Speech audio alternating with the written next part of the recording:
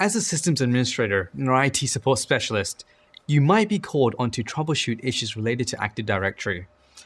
Let's go through some of the most common troubleshooting tasks that you may encounter. This lesson will introduce you to tools that will help you troubleshoot these scenarios. Keep in mind, these are only examples. Since we're working with complex systems, there are lots and lots of ways for things to not work. Your greatest tool is to learn about these systems and understand how they function. Thoughtful troubleshooting and research are your friends.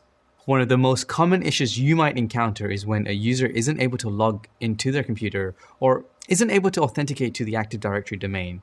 There are many reasons this might happen. They may have typed their password with the caps lock button on. They may have locked themselves out of their computer, accidentally changed a system setting, or there could be a software bug. It's important to think about the steps to troubleshoot and remember to ask questions about what happened. Make sure to look at the exact conditions under which the failure occurs and any error message that accompany the failure. This should be enough information to get you started down the right path to troubleshoot. Let's just talk for a moment about the most common types of failures that can lead to a user account authentication issue. As we discussed in an earlier lesson, if a user enters a wrong password several times in a row, their account may be locked out. People sometimes just forget their passwords and need the assistance of an administrator to sort things out. Make sure to review our earlier lesson on managing user and groups in Active Directory if you need a refresher on resetting user passwords. If a domain computer isn't able to locate a domain controller that it can use for authentication, then nothing that relies on Active Directory authentication will work. If you remember from the customer support module in the first course, anytime you troubleshoot an issue, start with the simplest solution first. This could be a network connectivity issue and nothing specific to Active Directory at all. If the computer isn't attached to a network that can route communications to the domain controller, then this must be fixed. You also learned about network troubleshooting techniques in an earlier module, so we won't repeat any of them here. Any networking issue that would prevent the computer from contacting the domain controller or its configured DNS servers, which is used to find the domain controller, could be an issue. Now, why is DNS so important? In order for the computer to contact a domain controller, it needs to find one first. This is done using DNS records. The domain computer will make a DNS request for the SRV records matching the domain that it's been bound to. If the computer can't contact its DNS servers, or if those DNS servers don't have the SRV records that the computer is looking for, then it won't be able to find the domain controller. The SRV record that we're interested in are _LDAP dot underscore TCP dot DC dot underscore MSDCS dot domain dot name, where domain name is the DNS name of our domain. So I'm going to go ahead to my PowerShell and I want to go ahead and type in resolve dash DNS name type SRV name LDAP dot underscore TCP dot DC dot underscore MSDCS dot example.com. Well, that looks good. I should see an SRV record for each of my domain controllers. And I do. Perfect. Now, if I can't resolve the SRV records for my domain controllers, then my DNS servers may be misconfigured. How might they be misconfigured? Well, my domain computers need to use the DNS servers that host my Active Directory domain records. This will often be one or more of my domain controllers, but it can be a different domain server.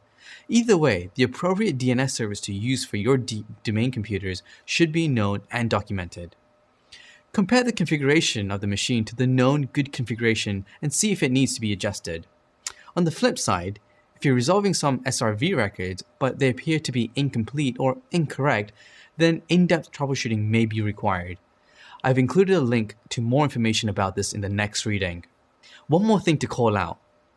Depending on the configuration of your domain and your computers, it's common that local authentication will continue to work, for a little while at least. Once someone logs into a domain computer, information required to authenticate that user is copied to the local machine. This means that after the first login, you'll be able to log in to the computer even if the network is disconnected. You won't be authenticated to the domain or authorized to access any domain resources like shared folders. Just because someone is able to log in doesn't mean that they're able to find a domain controller. Another issue that can prevent users from authenticating has to do with the clock. Kerberos is the authentication protocol that AD uses, and it's sensitive to time differences. I'm not talking about local time zones here. I mean the relative UTC time. If the domain controller and computer don't agree on the UTC time, usually within 5 minutes, then the authentication attempt will fail. Domain computers usually synchronize their time with domain controllers with the Windows time service, but this can sometimes fail. If the computer is disconnected from a domain network for too long, or if the time is changed by software or a local administrator to be too far out of sync, then the computer may not automatically resync with a domain controller. You can manually force a domain computer to resync by using the w32tm/rsync command. I've included links with more information about this in the next reading. Now, let's talk a bit about troubleshooting group policy issues. A common issue that you might have to troubleshoot is when a GPO-defined policy or a preference fails to apply to a computer. You might learn about this failure in a number of ways, like a person in your organization telling you that something on their computer is missing or not working. If you're using GPO to manage configuration on your machines, then maybe there will be a piece of software that should be present. Or there may be a mapped network drive that's missing, or a number of things. The common factor will be that something that you created a GPO to configure won't be configured on one or more computers. Let's look at the 3 most common reasons that this might happen. The first, and possibly most common type of GPO failure, has to do with the way group policies are applied. Depending on how your domain is configured, the group policy engine that applies policy settings to the local machine may sacrifice the immediate application of some types of policies in order to make logon faster. This is called fast logon optimization, and it can mean that some GPO changes take much longer to be automatically applied than you might expect. Also, the group policy engine usually tries to make GPO application faster by only applying changes to a GPO instead of the whole GPO. In either of these examples, you can force all GPOs to be applied completely and immediately with gp update/force. If you want to be really thorough, you can run gp update/force/sync. Adding the /sync parameter will make you log off and reboot the computer. Some types of group policy can only run when the computer is first booted, or when a user first logs on, so a log off and reboot is the only way to make sure that a forced update to GPO has a chance to apply all of the settings. Replication failure is another reason that a GPO might fail to apply as expected. Remember that when changes are made to Active Directory, those changes usually take place on a single domain controller. Those changes then have to be replicated out to other domain controllers. If replication fails, then different computers on your network can have different ideas about the state of directory objects, like group policy objects. The logon server environment variable will contain the name of the domain controller that the computer used to log on.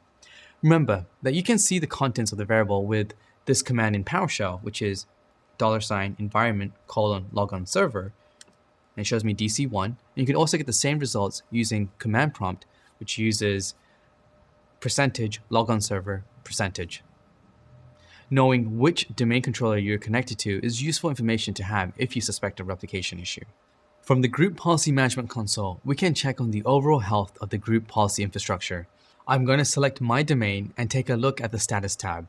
This tab will summarize the Active Directory and sysvol replication status for the domain. It may be showing result from a recent test, so I'm going to force it to run a new analysis by clicking on Detect Now. What we want to see is that all of our domain controllers are listed under domain controllers with replication in sync. If they are, then we can be sure that there are no replication issues that will affect our group policy objects. If we do see any domain controllers in the domain controller with replication in progress list, then we may have a replication issue. Depending on the size and complexity of your Active Directory infrastructure and the reliability and throughput of the network links between your AD sites, it's possible for a replication to take a few minutes to complete. If replication doesn't complete in a reasonable amount of time, you may need to troubleshoot Active Directory replication.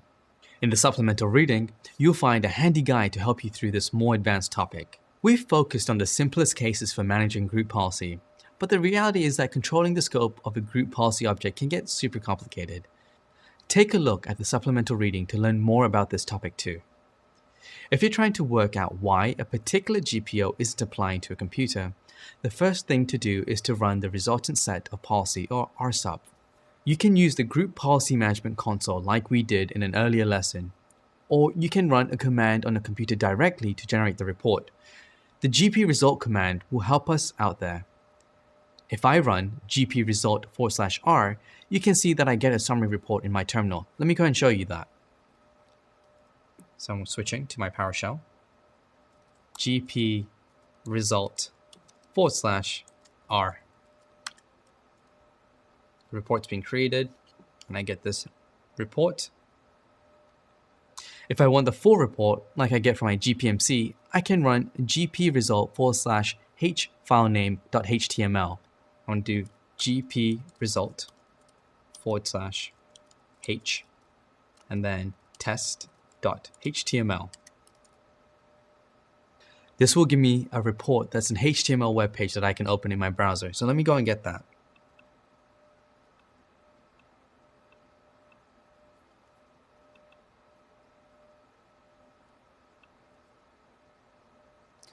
Okay, so with this report in hand, I want to look for some things. Is the GPO that I want to apply listed? Was it linked to an OU that contains the computer that I'm troubleshooting? Is the GPO that I care about listed under applied GPOs or under denied GPOs? If it was denied, what was the denied reason? Did another GPO win for the policy or preference that I'm trying to configure?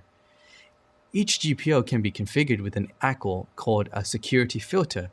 Is the security filter set to something besides authenticated users?